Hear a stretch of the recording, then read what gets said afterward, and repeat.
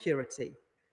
And I raised concerns about Russia's illegal war in Ukraine, human rights, and restrictions on rights and freedoms in Hong Kong, including the case of Jimmy Lai and the completely unjustified sanctions against British parliamentarians. A key outcome of this dialogue is that we have secured China's commitment to improve existing channels so that we can openly discuss sensitive issues and the ways in which they impact our economy.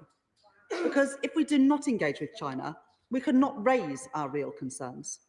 This dialogue is just one part of our engagement with trading partners right across the world. Since becoming Chancellor, I've been to New York, Washington, Toronto and Brussels to build our global economic relationships, whilst my right honourable friend, the Business Secretary, has travelled to the Gulf to boost trade and investment. And my right honourable friend, the Home Foreign Secretary, is engaging with partners all over the world to deliver growth which benefits people across the United Kingdom. Because we must continue to go further and faster in driving economic growth to make working people better off. That is why yesterday the Prime Minister launched our AI Opportunities Action Plan to throw the full weight of government behind artificial intelligence in the UK, revolutionising our public services and making our economy more productive. It is why next week I will be meeting with business leaders, investors and entrepreneurs at the World Economic Forum meeting in Davos to make the case that the UK is one of the best places in the world to invest. And in the coming weeks, I will be setting out further details of our plans to kickstart growth in the economy after 14 years of failure from the party opposite. Shadow Chancellor Checker Belstride. Mr. Speaker, thank you. Can I at the outset say it is good to see the Chancellor in her place and to thank her for advance sight of her statement. Mr. Speaker, I know that the Chancellor has been away, so let me update her on the mess that she left behind. The pound has hit a 14-month low. Government borrowing costs are at a 27-year high. Growth has been killed stone dead. Inflation is rising, impacting millions. Interest rates are staying higher for longer, and business confidence has fallen through the floor. The party opposite talked down the economy. They crippled businesses with colossal taxes, breaking all their promises. This is a crisis made in Downing Street. And Mr. Speaker, it should hardly surprise the Chancellor that international markets are uneasy. The UK's long-term borrowing costs have risen to their highest in almost 30 years. But while the government was losing control of the economy, Mr. Speaker, where was the Chancellor? Her trip to China had not even begun when my urgent question was taken in the House last week. She was still in the country, but she sent the Chief Secretary rather than face up to her own failures. So can I ask the Right Honourable Lady why she chose not to respond herself? Mr. Speaker, the Chancellor, of course, ducked the difficult questions by jetting off to Beijing. I believe that in Labour circles they are calling it the Peking duck, Mr. Speaker. Well, whatever was on the menu in China, was it really worth the unedifying sight of an increasingly desperate politician scampering halfway around the world with a begging bowl? Was it really worth it? The Chancellor's deal pales in comparison to Labour's black hole, which has opened up in the public finances while the Right Honourable Lady was absent from her station. To give a sense of scale, Mr. Speaker, the deal the Chancellor has announced amounts to £120 million per year. The rise in our borrowing costs due to her disastrous budget has added around £12 billion to our annual spending on debt interest alone. Literally 100 times what she says she has brought back from Beijing. That is money that cannot now go on the public's priorities. 12 billion is enough to pay for 300,000 nurses, to cover Labour's pernicious winter fuel payments cut for 8.5 years. And of course, even before this latest market reaction, the budget meant spending tens of billions more in servicing our debt. According to the OBR forecast, 2/3 of the money raised from the Chancellor's jobs tax will be swallowed up by additional debt interest. Forget those billions going on better public services. They are going on paying the price of Labour's mismanagement. And we on this side know how this sorry story goes. We have seen it, Mr. Speaker. We have seen it all before. Socialist governments that think they can tax and spend their way to prosperity. Labour governments that simply do not understand that if you tax the living daylights out of business, you will get stagnation. They do not understand, Mr. Speaker, because there's barely a shred of business experience on the front bench opposite. And can I ask the right honourable lady, which of her promises will she break if in March the OBR judge that she is now in breach of her own fiscal rules? Will she cancel promised spending? Will she ramp up borrowing? Or will she raise taxes yet again?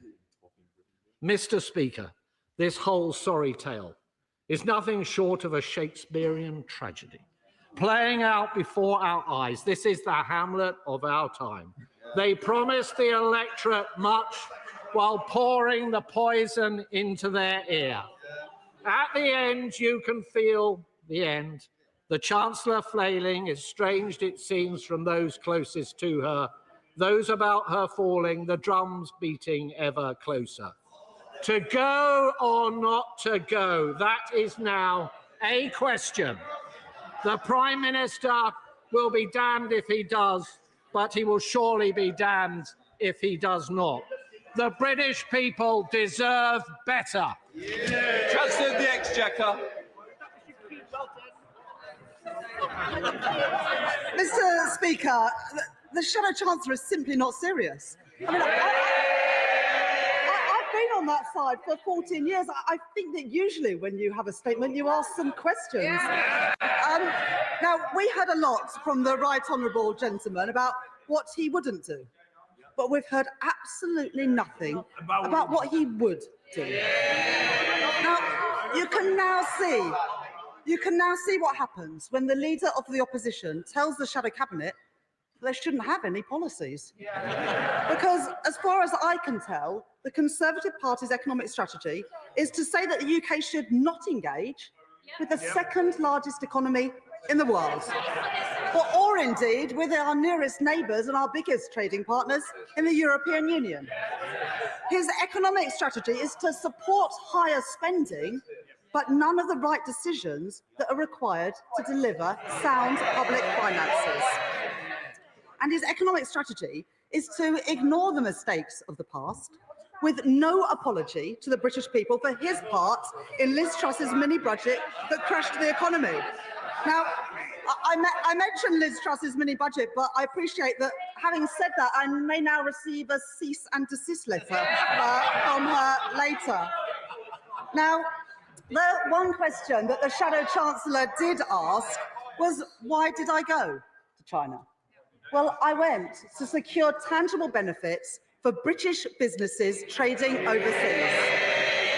And the Shadow Chancellor said, well, it wasn't worth it. Well, you say that to HSBC, to Standard Chartered, Prudential, Schroders and the London Stock Exchange, who attended those meetings with me last week and have all said about the difference that it would make. Now, I have been under no illusion about the scale that we face. After 14 years of stagnant economic growth, higher debt and economic uncertainty. And we have seen global economic uncertainty play out in the last week. But leadership is not about ducking these challenges. It is about rising to them. The economic headwinds that we face are a reminder that we should, indeed we must, go further and faster in our plan to kickstart economic growth that plunged under the last government.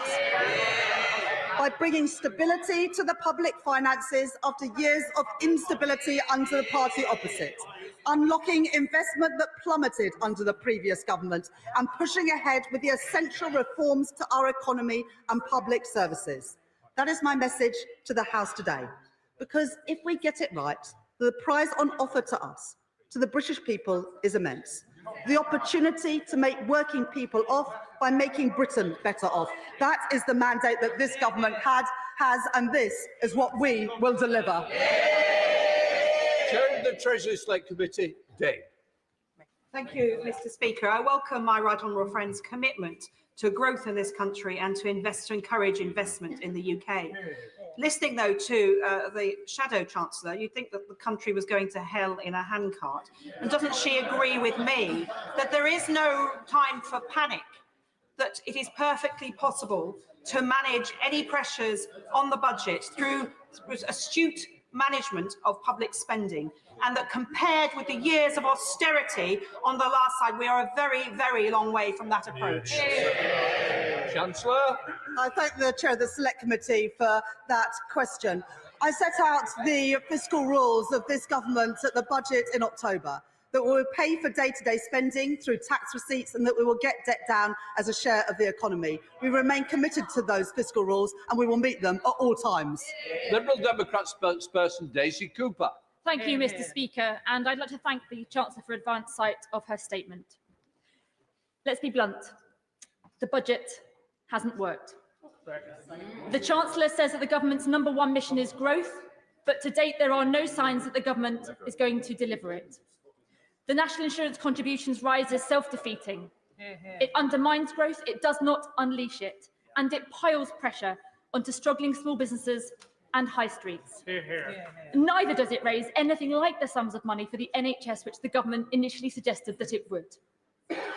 Now we have this much-lauded visit to China, but the government itself says that it is only worth £600 million to the UK over the next 5 years. This is equivalent to just 5.5 hours of NHS spending a year. That is 27.5 hours over the 5-year period. Mr. Speaker, all growth is welcome, but this really is small beer. And what, Mr. Speaker, are we to make of the Chancellor's pledge to improve existing channels with China? This is nothing short of warm words and mixed messages. The Chancellor should not have gone to China unless there was a commitment that Jimmy Lai was going to be released. Does the Chancellor now accept that the national insurance increase will damage growth? Does the Chancellor accept that there were and still are much fairer ways to raise the necessary revenue without holding back our economy and our high streets? The international market jitters we have seen in the last few days are largely caused by the threat of tariffs by the new Trump administration. So will the Chancellor guard against the risks of a Trump presidency by rebuilding our trading relationship with our European neighbours? And after the economic vandalism of the previous Conservative government and their mini-budget, our NHS and care services are still on their knees. Does the Chancellor accept that wealth and health are two sides of the same coin, and that scaling back any investment in the NHS would not only be devastating for local communities, but also damaging for economic growth?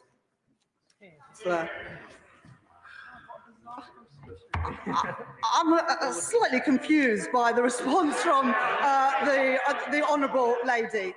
They opposed every decision that we made to get the public finances under control at the budget, and now they say that we need to spend more on public services. Well, I'm afraid the Honourable Lady can't have it both ways. The only way that there's more money for our public services is by raising that, as we did in the budget, decisions that the Liberal Democrats apparently opposed. Then the Honourable Lady says that £600 million isn't worth it.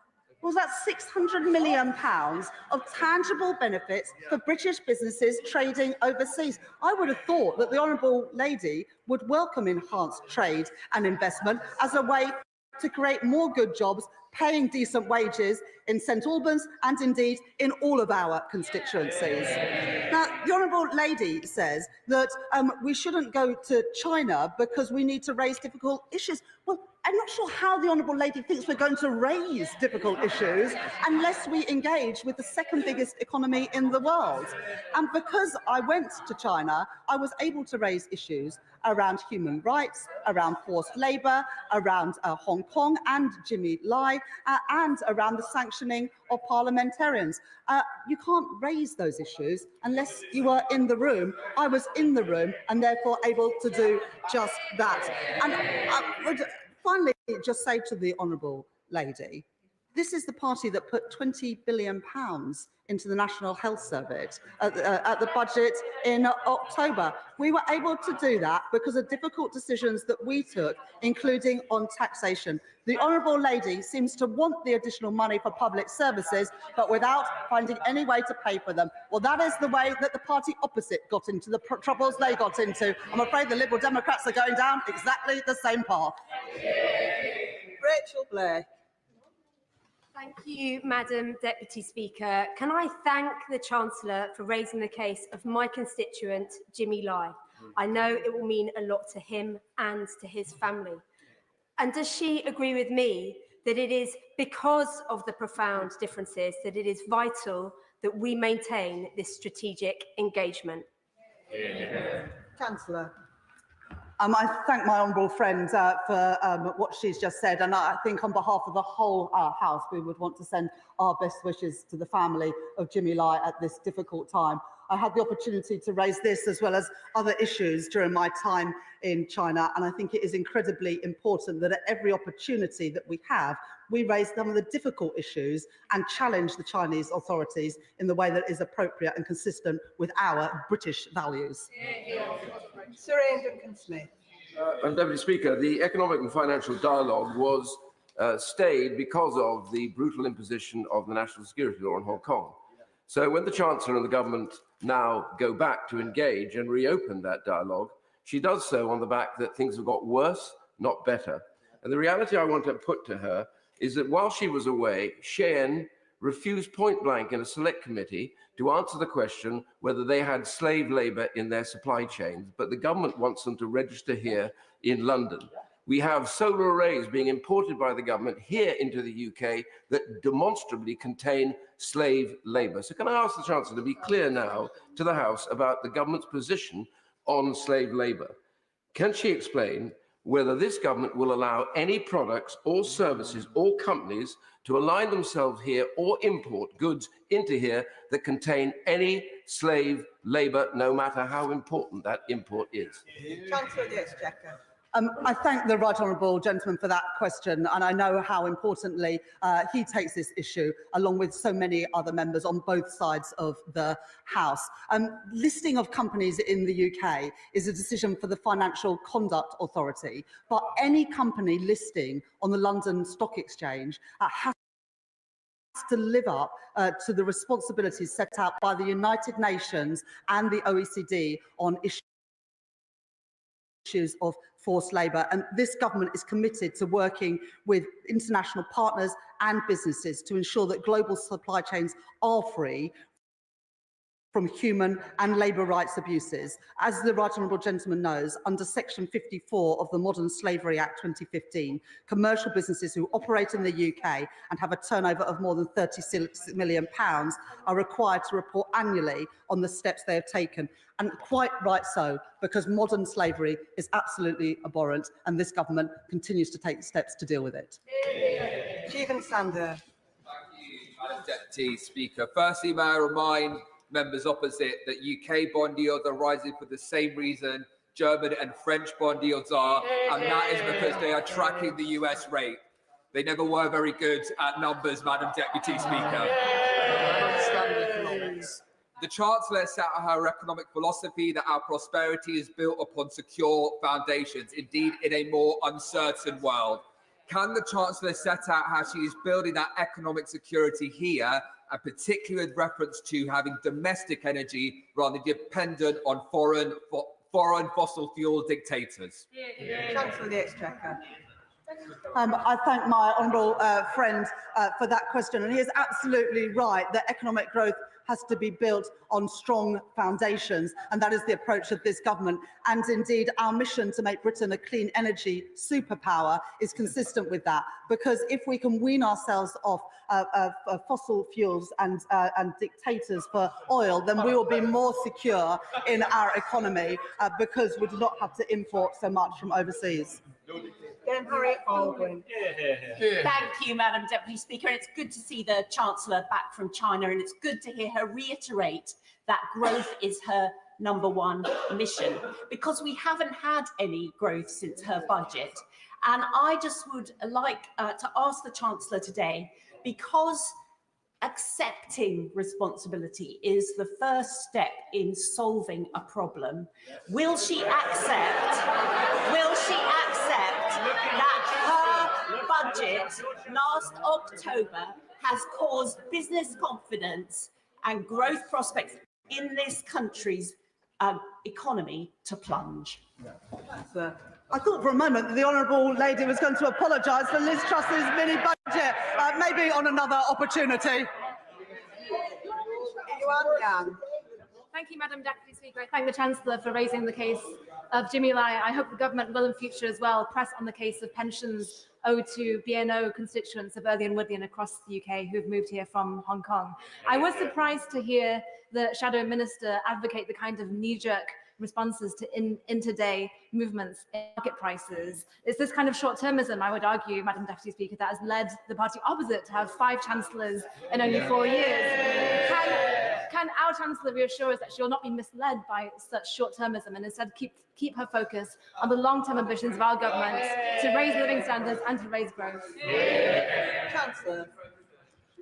The honourable lady, my honourable friend, is absolutely right. And there has been global movements in international markets in the last week or so, and those have been global in nature. But in the UK, we must do what we can, and that's why I've reiterated today my commitment to the fiscal rules that I set out in the budget in October, and reiterate that growth is the #1 mission of this government. Growth built on stability, which came through securing the public finances, through investment, including through the National Wealth Fund and GB Energy, and reform of our pension system, our planning system to make it easier to build in Britain, getting people back to work and reforming our pension system. This government is cracking on after 14 years of failure from the party opposite. Esther McRae. Did the Communist Party of China tell the Chancellor she was doing a good job running the UK economy or a bad job running the UK economy when she was there? I wasn't seeking assurance from any foreign government of the performance of this government. What I was seeking to do, and what I achieved in China, was getting tangible outputs for British businesses trading overseas, helping create more good jobs, paying decent wages here in Britain, something that the party opposite absolutely failed to do in 14 years. Tim Rocker. Thank you, Madam Deputy Speaker. Can I thank the Chancellor for her, and I particularly welcome the fact that she raised the issue of Jimmy Lai and human rights in Beijing. I think that's really, really important. After 14 years of inconsistency on China by the party opposite, does she agree with me that we need a cross-Whitehall strategy and a pragmatic approach? I think what is really important is that we take decisions in the national interest for Britain. And to take decisions in the national interest, that does mean engaging with our trading partners all around the world, which is why, since being appointed as Chancellor, I've been to Brussels to reset our relations with the European Union, as well as being in Washington and New York to welcome investment from overseas. And that's why I was in China, securing £600 million worth of benefits for UK businesses doing business in China. Stephen Flynn. Thank you, Madam Deputy Speaker. Will the Chancellor of the Exchequer do what the Prime Minister refused to do yesterday and rule out future spending cuts? Chancellor. I'm not going to write 5 years' worth of budgets in in the first 6 months of Labour government, but I'm absolutely committed to meeting the fiscal rules that I set out in the budget October, because we know what happens when governments lose control of the public finances. and that is they crash the economy and end up on that side of the House. John Grady. I'm obliged, Madam Deputy Speaker. The Chancellor may be able to learn a bit about emergency spending cuts from the Scottish Government in Holyrood, which has had 3 years of emergency spending budget cuts. Would the Chancellor agree with me that it's vital to engage with a large economy like China so that we can export our brilliant financial services sector and whisky from Scotland? And in the real world, we have to trade with large economies like China. Chancellor. I thank my honourable friend for that question, and many of the benefits that we secured last week were for the financial services sector, and both Edinburgh and Glasgow are important hubs for financial services in the UK. Businesses like Aberdeen and Standard Chartered, who were on the delegation with me last week, have welcomed the tangible benefits that will result in more jobs and more economic prosperity for Scotland and across the United Kingdom. Martin Vickers. Thank you, Madam Deputy Speaker. It has been reported that whilst in China, the Chancellor was going to meet the owners of British Steel. Many of my constituents work at the Scunthorpe Steelworks. Is she able, whilst I appreciate ministers may not have reached final decision on this, is she able to give any optimism to my, any reassurance to my constituents that she has had constructive engagement? Chancellor. My right honourable friend, the Business Secretary, has met Mr Lee from Xingye on a number of occasions. Talks are ongoing, but I'm not able to provide an update on that today. Preet-Gill. Thank you, Madam Deputy Speaker. The Chancellor has only my admiration and support for the tough decisions she is taking to fix the fundamentals. And while this week's members opposite were carping about the Chancellor's whereabouts, she was having serious discussions with the world's second largest economy, securing access for UK firms. Isn't it clear that only one side of this House is serious about growth?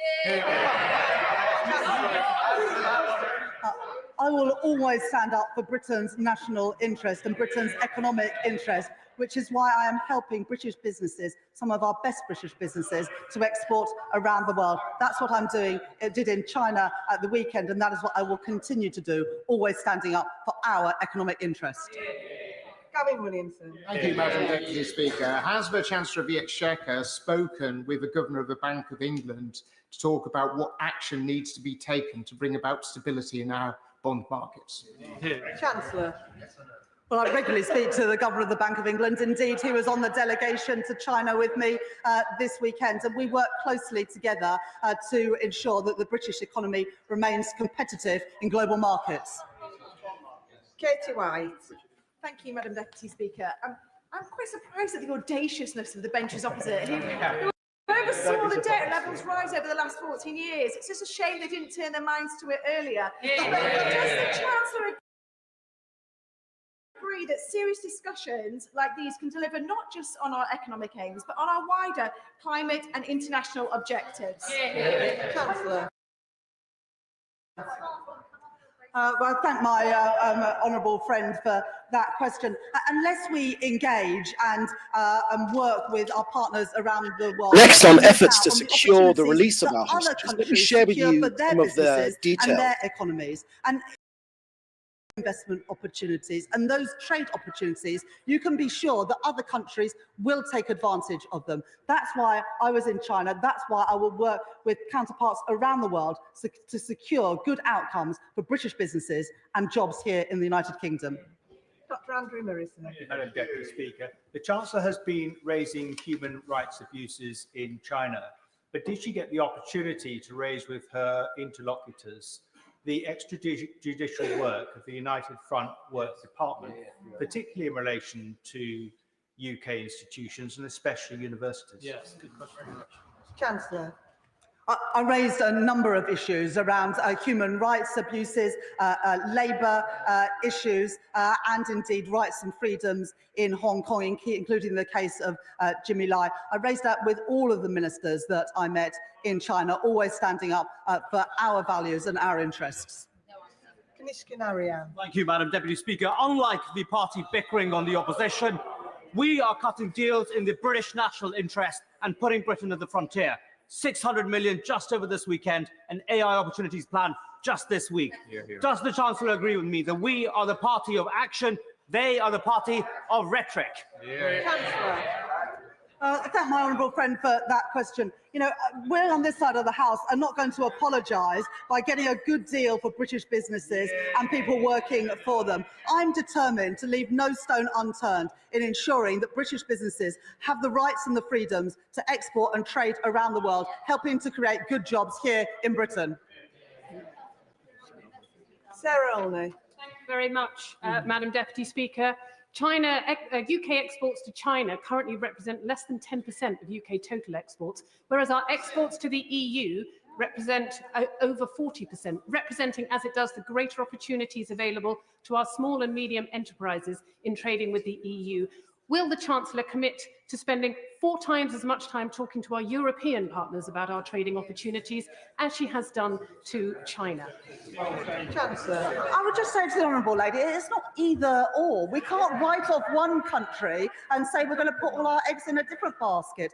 China is our 4th biggest trading partner, and we can't miss out on opportunities for a country that is growing quickly with an expanding middle class, where there are huge export opportunities. But as the honourable lady knows, I was in Brussels in December to reset our relations, the first British Chancellor to go to a Eurogroup meeting since we left the European Union. So I'm leaving no stone unturned to exploit export opportunities for British businesses. Callum Anderson. And I thank the Chancellor for her statement. Can she set out in more detail how the government intends to help reinvigorate the UK-China Stock Connect so that UK companies and investors can access Chinese capital markets and vice versa? Chancellor. Stock Connect is an initiative first set up by former Conservative Chancellor Philip Hammond to improve links between the Shanghai and the London stock exchanges to help Chinese businesses access capital on UK financial markets. That's good for financial services firms operating in London, and the enhancement of that Stock Connect scheme at the weekend offers new opportunities for British businesses in financial services in the UK. Dr. Luke Evans. Thank you, Madam Deputy Speaker. As the Chancellor flew east, the pound plummeted south and government debt rocketed north. Why? Because the markets don't believe her plan for growth. This is the fundamental issue. So I'd like to pick up the question from my honourable friend from behind me, is what is she going to say to the markets to make them believe she really does understand how to deliver growth in the UK? Chancellor. There's been a global volatility in markets. I don't believe that it is reasonable to suggest that the reason why bond yields in the United States, in Germany and France have risen is because of decisions made by this government. I think the honourable member opposite should just get real. Brian Leishman. Thank you very much, Madam Deputy Speaker, and thanks to the Chancellor for her statement. In regards raising money for public services, then an annual wealth tax on the multimillionaire and billionaire class would certainly achieve that. However, a conversation for another day. On to China. My right honourable friend and I have had previous discussions regarding the closure of the Grangemouth refinery, of which PetroChina, part of the Chinese state-owned China National Petroleum Corporation, is heavily involved in.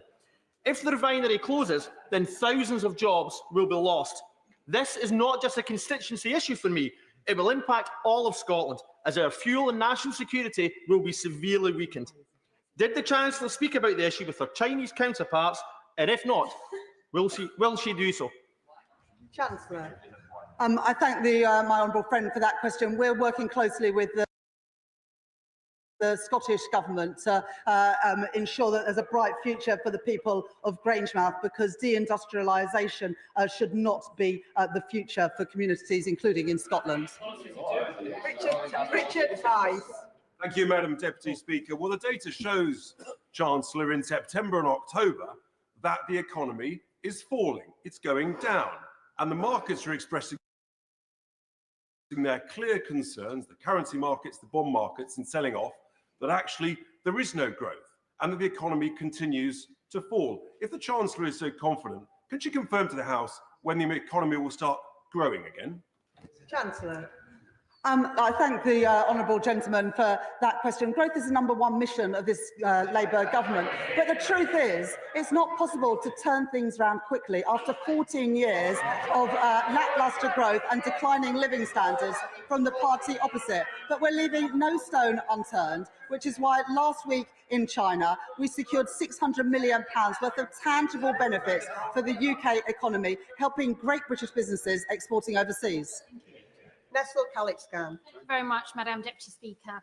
Does the Chancellor agree with me that developing our economic and trading relationships with other nations is one of many important levers? And alongside that approach, public investment, planning reforms, and the absence under the Conservative government of industrial strategy, which was problematic, will be returned under this government so that we can see economic growth. Chancellor.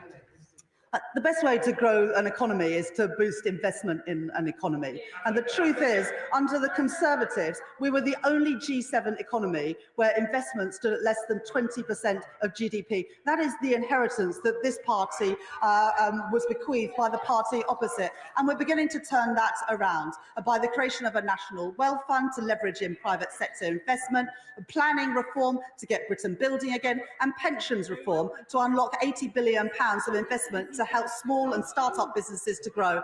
We're turning things around after 14 years of failure from the party opposite.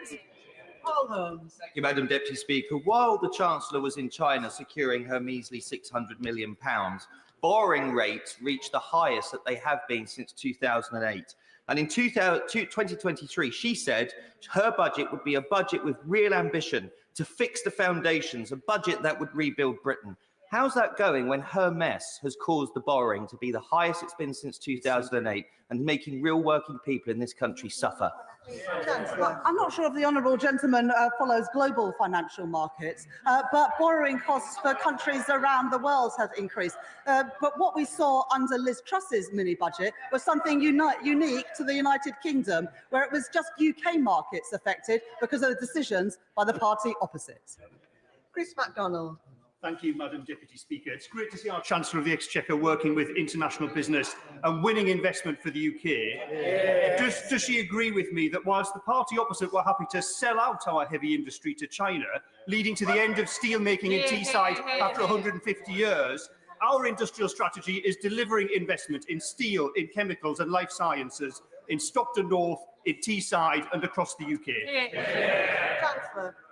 The National Wealth Fund created by this government is to get investment into industries like carbon capture and storage, green hydrogen, ports, and indeed in steel. And we were really pleased at the end of last year to be able to announce investment in carbon capture and storage in Merseyside and Teesside, securing billions of pounds of investment into those economies and securing many thousands of jobs.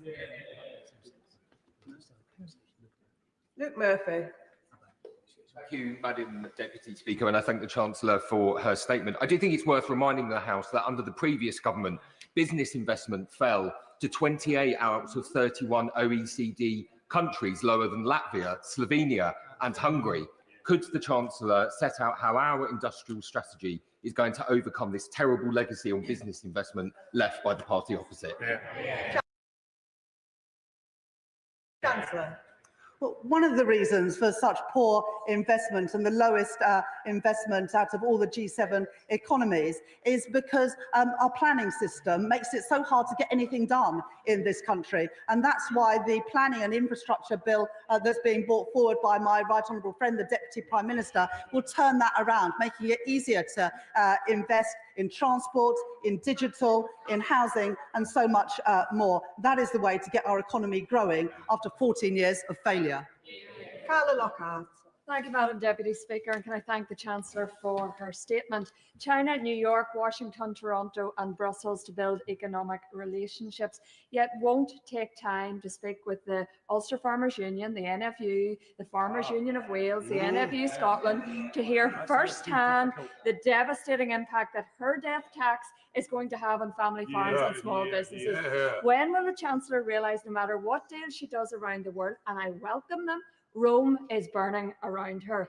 Agriculture is the backbone of our economy, and therefore will she commit to meet with me on behalf of the thousands of farmers whose farms are going to be decimated by her death? Chancellor.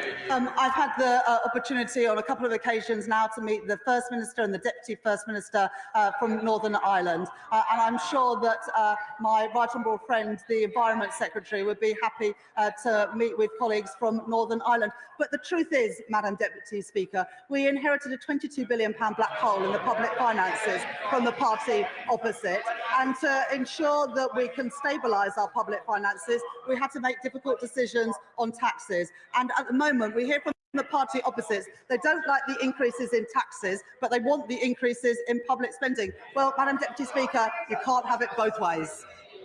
Polly Billington. Thank you, Madam Deputy Speaker, and I welcome my right honourable friend's statement. Could she elaborate further how this visit and the discussions she has started are not just consistent with, but are a vital part of the government's approach to China? Cooperate where we can, compete where we need to, and challenge where we must. Chancellor. I thank my honourable friend for that question.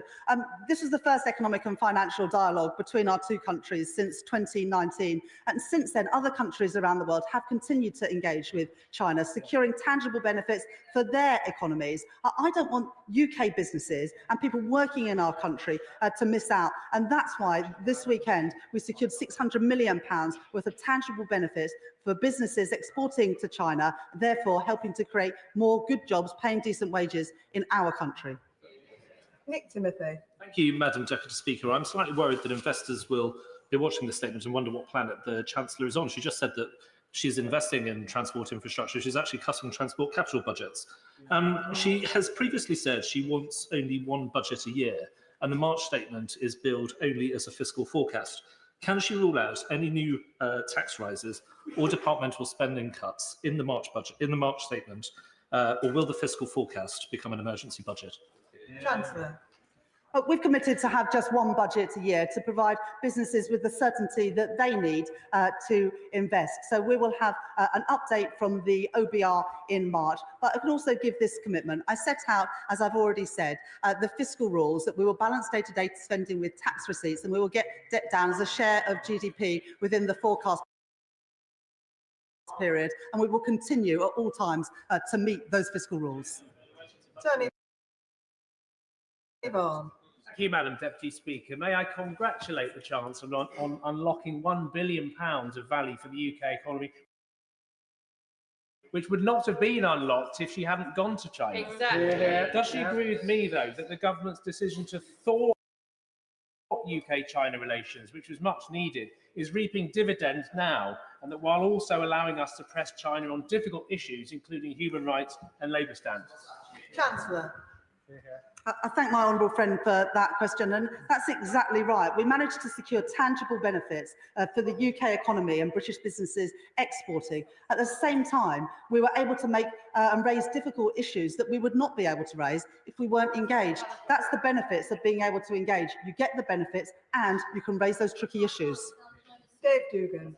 Thank you, Madam Deputy Speaker. It's beyond parody that His Majesty's Chancellor would go and throw herself at the mercy of the Chinese government and come back with £600 million over 5 years in revenue. Is she aware that £600 million in revenue is less than 1/90th of HSBC's annual profit? This is what she's holding up as a major achievement by the Treasury on their trade mission. But in answer to my right honourable friend from Aberdeen South, who very reasonably asked when, not if, when her fiscal rules are breached, which will she do? Increase borrowing, raise taxes or cut spending? Not over 5 years, this year.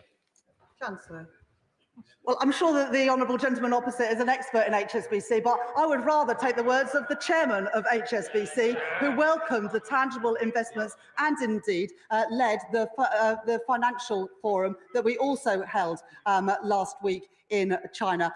I've been really clear. We will meet our fiscal rules that I set out in the budget, and we will do that at all times, and that is the commitment that I made and a commitment that I continue to make. David Costigan. Thank you, Madam Deputy Speaker.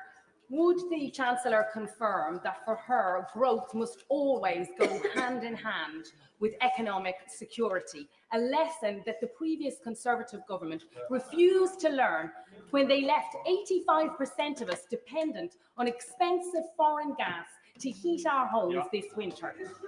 Chancellor. I thank my honourable friend for that question. This government's clean energy mission will mean that we are less reliant on foreign dictators for our basic energy needs. That's why we're investing with carbon capture and storage, with floating offshore wind, and indeed getting rid of the absurd ban on onshore wind that the previous government brought in. Harriet Cross. Thank you, Madam Deputy Speaker. The Chancellor referred to safeguarding national security in her statement, which I welcome, but this must include energy security. Yet her changes to the energy profits levy, removing investment allowances and not permitting new licences at a time when we are still reliant on oil and gas, not only undermines our energy security, but it is also dwarfing the 600 million that she has brought back from China with the £12 billion of tax revenues that will be lost from the sector. Why, rather than supporting our energy security, is the Chancellor turning her back on the sector, turning her back on these tax revenues and risking selling our energy security to China? Chancellor. Well, the Honourable Lady just has a brief look at the documents from the Office for Budget Responsibility. She will see that the changes to the energy profits levy, taking up the tax rate from 75% to 78%, the same rate as it is in Norway, raises money. It doesn't lose it. Lindsay Barnsworth. Thank you, Madam Deputy Speaker. I commend the Chancellor for her visit to advocate for our country's best interests.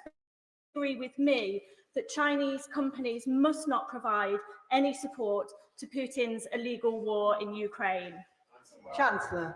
I absolutely agree with my honourable friend, and I raised such issues with my counterparts in China at the weekend. It's really important that whenever we engage with foreign governments, that we also raise issues consistent with our values, including Chinese companies supplying Russian government with materials that are used in Russia's illegal invasion of Ukraine.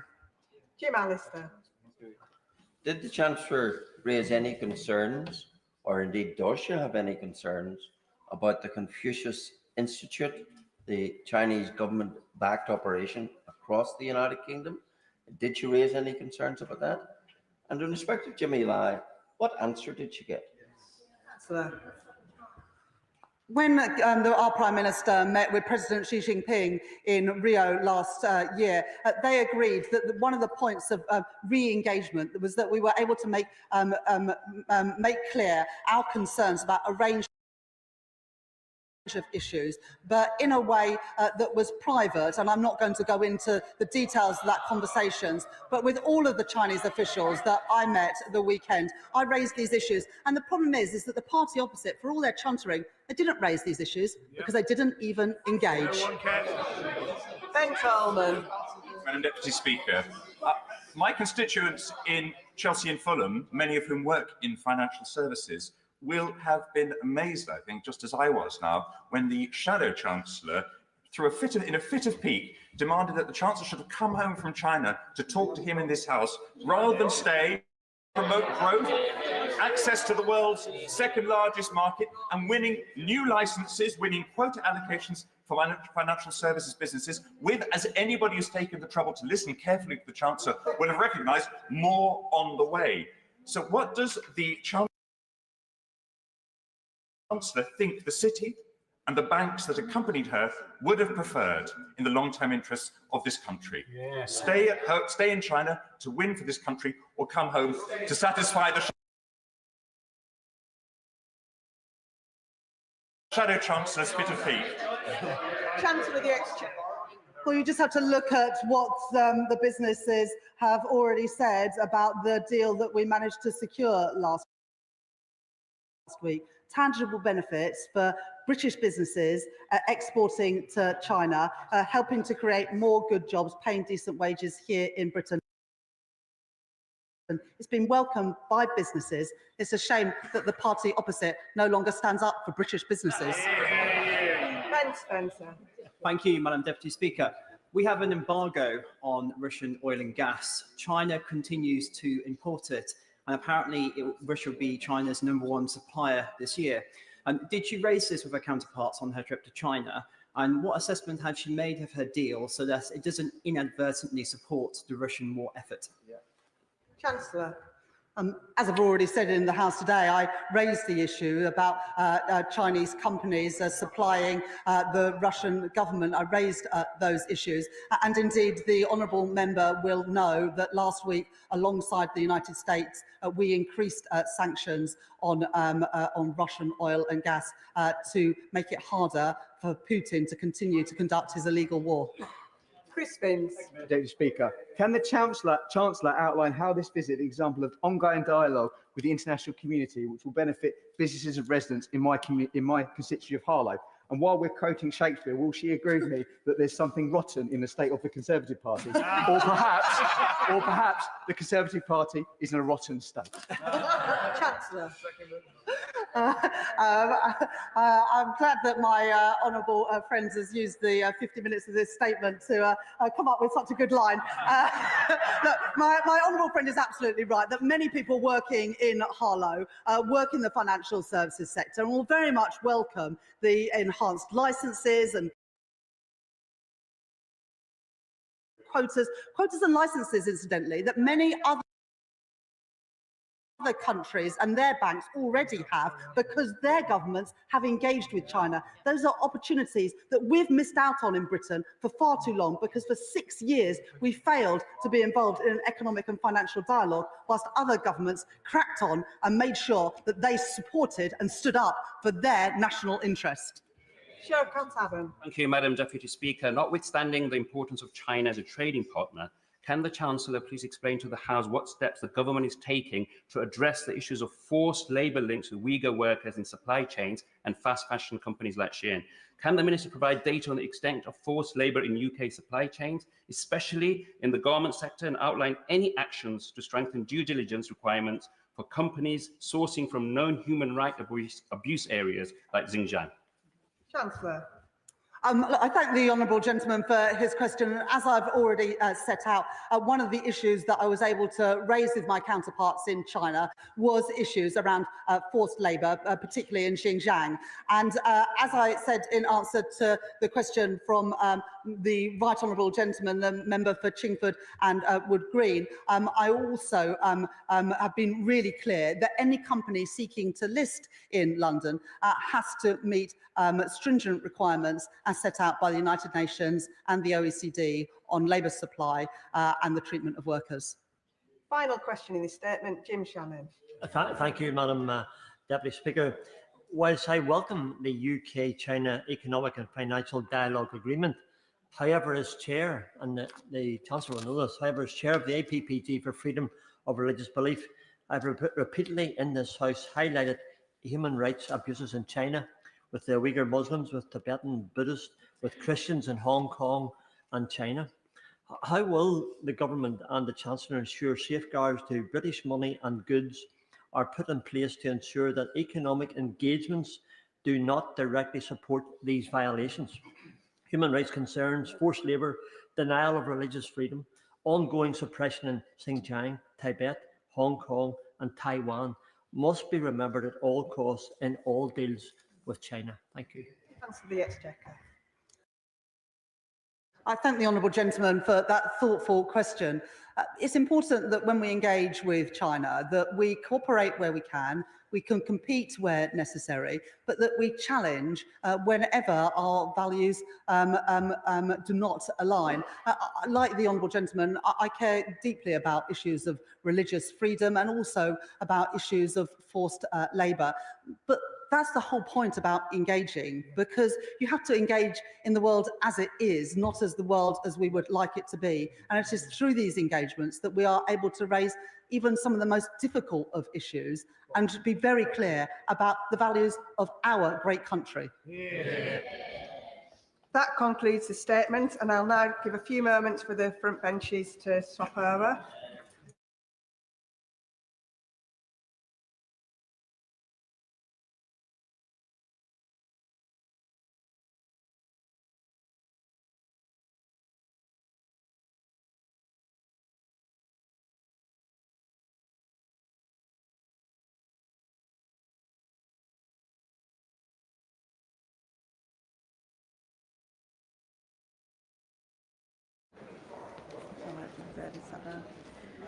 We now come to the 10-minute rule motion. 10-minute rule motion. Joe Morris.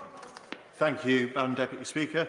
I beg to move that leave be given to bring in a bill to require the Secretary of State to conduct a review of the contribution of community energy to the Government's 2030 Clean Power Mission. The Green Power Mission and climate policy more generally is what brought me into politics. Ensuring that we have a world that is economically, ecologically and environmentally viable for future generations is one of the reasons that I'm privileged to stand in this House today, and one of the reasons that many people across that constituency put their faith in me. I want to thank local climate groups such as the Hexham Climate Cafe, the North Tyne Climate Action Group and Sustain.